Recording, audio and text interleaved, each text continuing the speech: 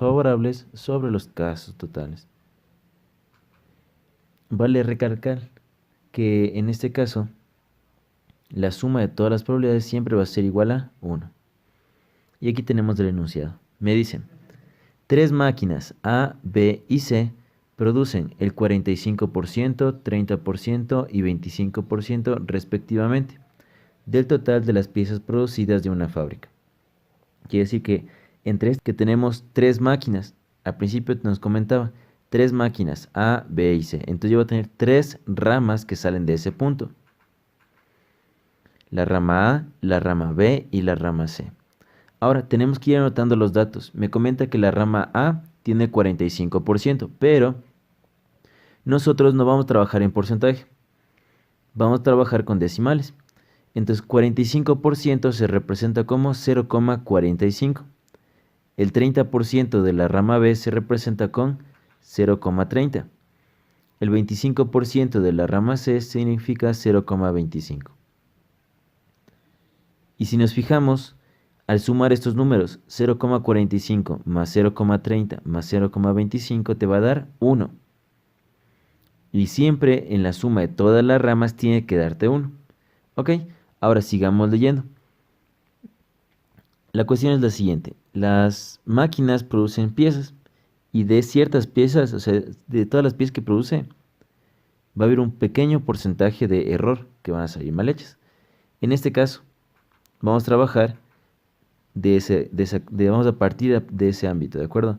En este caso, te comenta que la máquina A tiene un 3% de falla. Como les comentaba, tendría 2 ramales, ¿no? Tendría las piezas con falla y las piezas sin falla. O sea, las piezas defectuosas y las piezas no defectuosas. Ahora, dentro de lo que es la rama, me comenta que el 3% es la pieza defectuosa. Quiere decir que yo no voy a trabajar en en porcentaje, como les comentaba, voy a trabajar en decimal.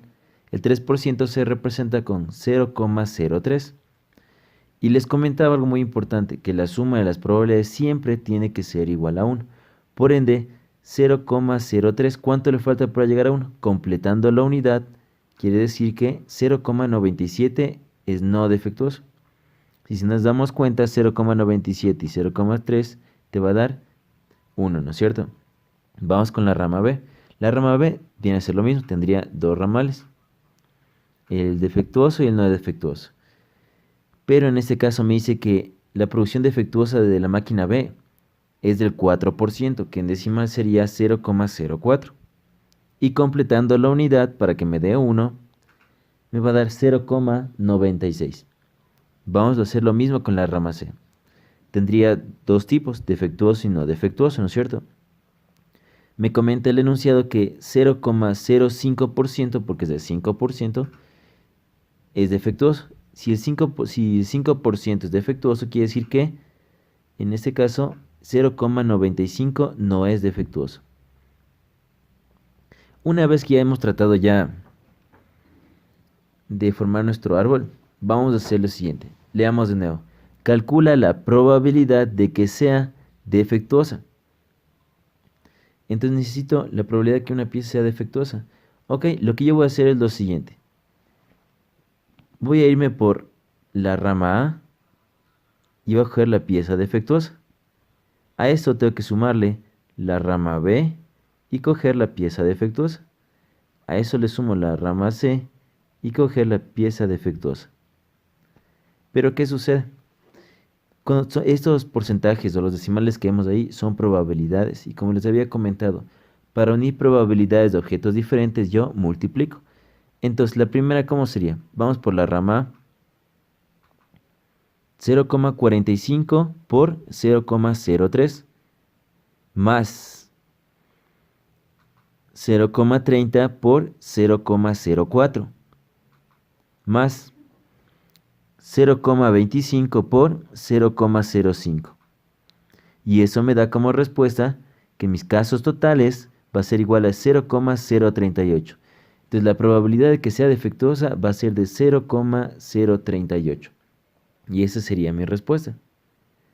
Pero recuerden, yo les enseñé una fórmula que la probabilidad va a ser igual a casos favorables sobre los casos totales. Ya tenemos los casos totales. En este caso podemos explicarle cómo estamos sacando los casos totales.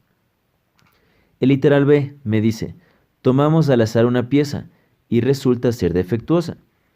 Calcula la probabilidad de haber sido producida por la máquina B. Listo, entonces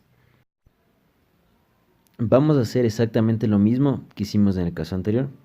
En este caso nos comenta que si tomamos una pieza al azar, calcula la probabilidad de haber sido producida por la máquina B. La máquina B la tenemos como 0,30 por 0,04. Eso significa que mis casos totales es 0,038, pero mis casos favorables es 0,30 por 0,04. Entonces, probabilidad va a ser igual a casos favorables, lo que te está pidiendo. En este caso te está pidiendo la máquina B, y les vuelvo a repetir, la máquina B es 0,30 por 0,04 sobre casos totales que ya los calculamos antes y es 0,038, que eso ya resolviendo me da como respuesta 0,316, y esa es la probabilidad de que dé la máquina B. Ahora, si te preguntaba la máquina A, simplemente deberías haber cambiado. En vez de poner 0,30 por 0,04, ponías 0,45 por 0,03 para la máquina A. O si te pedía la máquina C, solamente cambiamos casos favorables 0,25 por 0,95 y casos totales 0,038. Y listo, chicos, hasta aquí nomás el día de hoy. Más adelante voy a subirles ejercicios de este tipo de temas. En la temática para el examen aparecieron 3 o 4, creo que son de estos temas de teorema de Bayes, que los van a realizar en la siguiente clase.